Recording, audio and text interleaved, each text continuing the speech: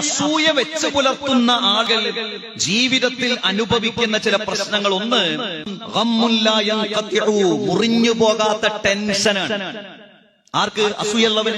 എപ്പോഴും ലോകത്തെത്ര കാര്യങ്ങൾ നടക്കുന്നുണ്ട്, ലോകത്തെത്ര ബിസിനസ് സാമ്രാജ്യങ്ങൾ വളരുന്നുണ്ട്, ലോകത്തെത്ര ആളുകൾക്ക് ജോലി കിട്ടുന്നുണ്ട്, ലോകത്തെത്ര മനുഷ്യന്മാരുണ്ട്, ലോകത്തോരോ സെക്കൻഡുകളിലും എത്ര മാറ്റങ്ങൾ നടക്കുന്നുണ്ട്.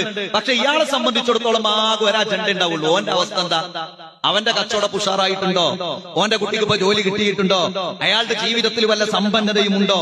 അയാൾക്ക് വല്ല നഷ്ടവും സംഭവിച്ചിട്ടുണ്ടോ? ഫുൾ ടൈം ഒരാളാണ് ടാർഗറ്റ് ഉണ്ടാകുക, ഒരൊറ്റ ആള്. അതുകൊണ്ട് എന്താ ഇയാൾ സ്വയം ടെൻഷൻ അനുഭവിക്കും.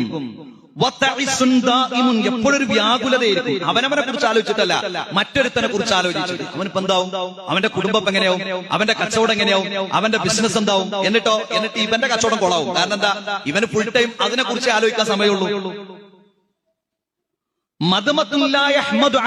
ഒരു കാര്യം ഒരാൾ ചെയ്താലും അതിനെ പുകഴ്ത്തി സംസാരിക്കൂല, അല്ലെങ്കിൽ നല്ലൊരു അഭിപ്രായം അതിനെക്കുറിച്ച് ആ മനുഷ്യൻ സംസാരിക്കുകയില്ല.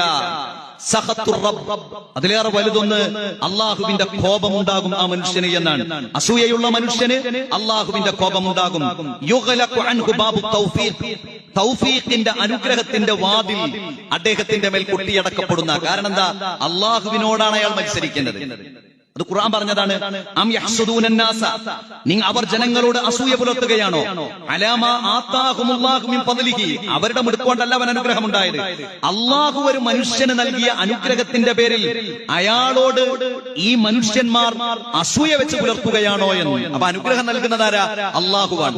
അള്ളാഹു ഒരാൾക്ക് അനുഗ്രഹം നൽകിയതിന് മനുഷ്യരെന്തിനാണ് അള്ളാഹുവിനോട് അസൂയ വെച്ച് പുലർത്തുന്നത് എന്നാണ് വിശുദ്ധ ഖുർആൻ സൂചിപ്പിക്കുന്നത്.